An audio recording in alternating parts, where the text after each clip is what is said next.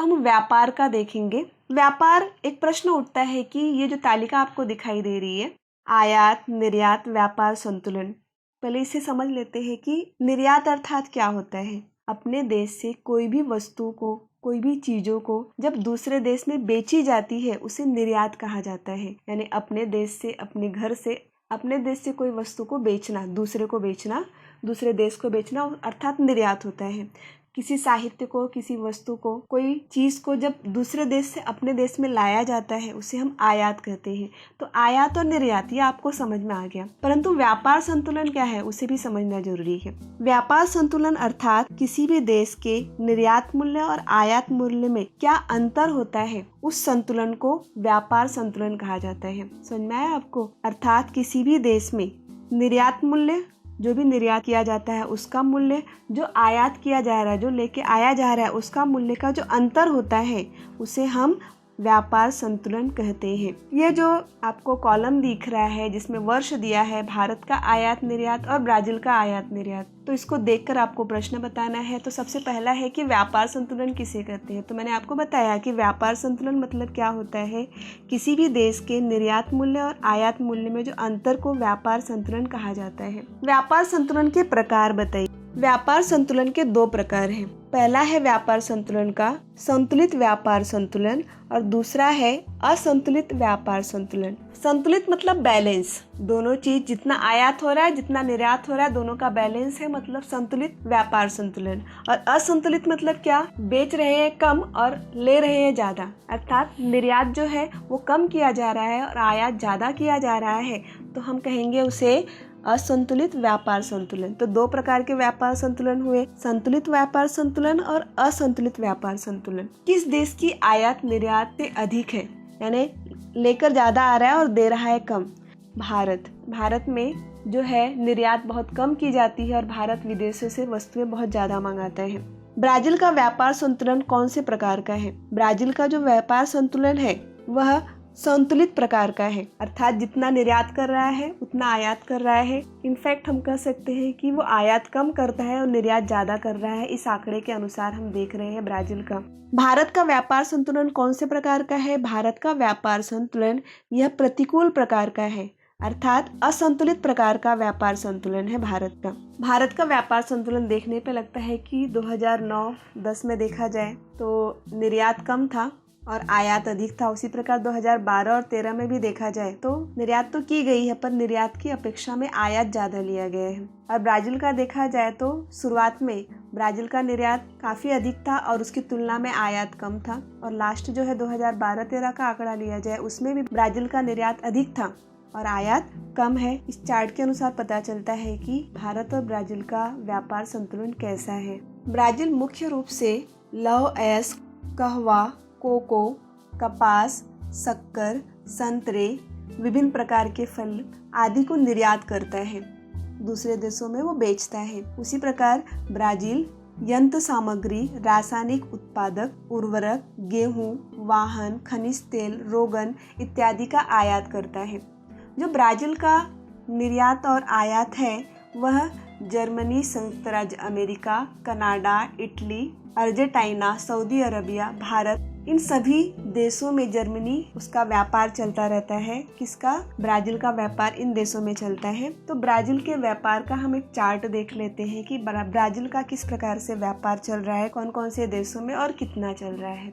इस आलेख को देखकर पता चलता है कि सकल घरेलू उत्पाद में व्यापार का योगदान, ब्राजील में सकल घरेलू उत्पाद में व्यापार का हिस्सा 25% है। इस आकृति को देखकर निरीक्षण करके पता चलता है, और उसकी तुलना में भारत का सकल घरेलू उत्पाद व्यापार में अधिक वृद्धि हुई है। लगभग 45-50% तक भारत का होता है व्यापार। भारत का जो व्यापार है, भारत कौन कौन सी चीजें दूसरे देशों में बेचता है, निर्यात करता है। भारत मुख्यतः चाय, कॉफी, मसाले, चमड़े से बनी हुई वस्तुएं, लौह अयस्क, कपास, रेशमी कपड़ा, आम, फल इत्यादि का निर्यात करता है। भारत दूसरे देशों से पेट्रोल, यंत्र सामग्री, मोती, बहुमूल्य रत्न, सोना, चांदी, कागज, दवाइयाँ इत्यादि सभी चीजों का भारत आयात करता है।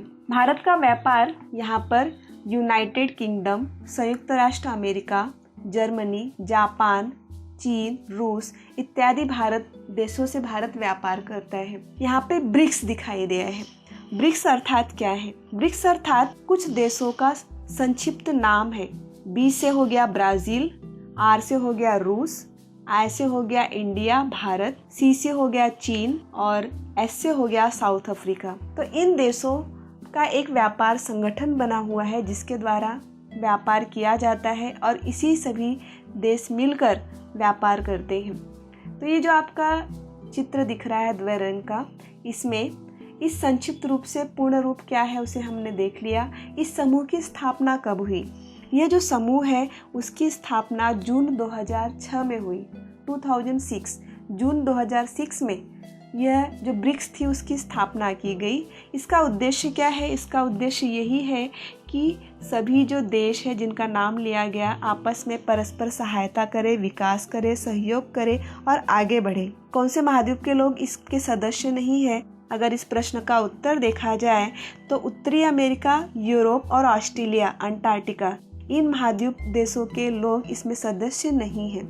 इस समूह के सदस्य देश किन किन महाद्वीपों के हैं? दक्षिण अमेरिका जिसमें आपका ब्राज़ील आता है, एशिया और अफ्रीका, ये तीनों महाद्वीप के सदस्य देश शामिल है वो इसके अंतर्गत हैं। यह जो आप रेखा आलेख देख रहे हो इस रेखा आलेख के ऊपर भी प्रश्न कुछ पूछे गए हैं। यह जो रेखा आलेख है आयात निर्यात 10 लाख US$ में दिया गया है, जिसमें ब्राज़ील का और भारत दोनों का ही आयात निर्यात दिया गया है। इसमें यह प्रश्न आता है कि किस वर्ष भारत द्वारा ब्राज़ील को किए गए निर्यात का मूल्य ब्राज़ील से आए हुए निर्यात का मूल्य अधिक था, अर्थात भारत का निर्यात मूल्य ज्यादा था और ब्राज़ील का आयात मूल्य कम था। तो ऐसा कौन सा वर्ष था? 2009 से 2012, अर्थात वर्ष 2009 और वर्ष 2012 में भारत द्वारा ब्राज़ील को किए गए निर्यात मूल्य से ब्राज़ील में आए हुए आयात मूल्य अधिक था। दूसरा प्रश्न आता है कि किस वर्ष भारत और ब्राज़ील के बीच व्यापार संतुलन सबसे अधिक अनुकूल था? व्यापार संतुलन कौन सा अनुकूल था? तो कौन सा वर्ष है? वो 2013 का वर्ष जो है जिसमें भारत और ब्राज़ील के बीच का व्यापार संतुलन सबसे अधिक अनुकूल था। अर्थात किसके लिए अनुकूल था?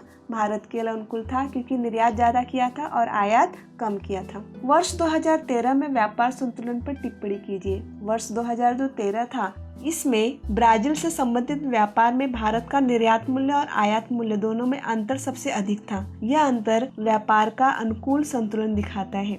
किस वर्ष में भारत में होने वाले निर्यात मूल्य ब्राज़ील से आए हुए आयात मूल्य से अधिक था? 2013। ब्राज़ील और भारत के बीच व्यापार संबंधों पर अगर टिप्पणी पूछा जाए तो ब्राज़ील और भारत के बीच व्यापार संबंधों में उतार चढ़ाव पाया गया है। वर्ष 2013 में भारत का निर्यात मूल्य ब्राज़ील से हुए आयात मूल्य से अधिक था। वर्ष 2014 में ब्राज़ील के साथ होने वाले भारत का आयात और निर्यात दोनों कम होता दिखाई देता है। अर्थात जब संबंध अच्छे रहते हैं तो हमारे आयात और निर्यात यह भी अच्छा होता है और जब देशों से संबंध खराब होते हैं तो हमारे आयात और निर्यात पर भी इसका असर पड़ता है। भारत की अनेक कंपनियां ब्राज़ील में बड़े पैमाने पर निवेश कर रही है। भारतीय कंपनियों में सूचना प्रौद्योगिकी, दवाई उत्पादन कंपनी, ऊर्जा, कृषि, खनन इत्यादि क्षेत्रों में भारत ने निवेश किया है। इसकी तुलना में ब्राज़ील ने भी यानी ब्राज़ील की बहुत सारी कंपनियां भारत में निवेश की है। भारत में वाहन उद्योग, सूचना प्रौद्योगिकी, खनन कार्य उद्योग, ऊर्जा उद्योग, जूता उद्योग यह ब्राज़ील की कंपनियां हैं जो भारत में निवेश की गई है। कुछ इम्पोर्टेंट बात इसमें बता देती हूँ मैं आपको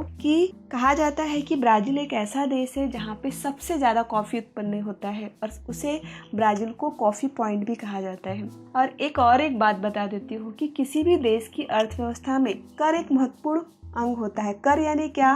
कर यानी टैक्स, जिसको हम कहेंगे विभिन्न वस्तुओं पर, विभिन्न चीजों पर जो टैक्स लगाया जाता है उसे कर योग कहते हैं। तो जो जीएसटी हम सुन ही रहे हैं ना, जीएसटी, तो जीएसटी अर्थात एक प्रकार का कर है। यह जो जीएसटी भारत में 2017 में लागू किया गया, जो हमारे विभिन्न प्रकार के खाद्य पदार्थ है, चीज है, वस्तु है, सभी के ऊपर जो जीएसटी आया वो आया 2017 में। परंतु ब्राज़ील में यह कर प्रणाली 1984 में ही आ चुकी थी।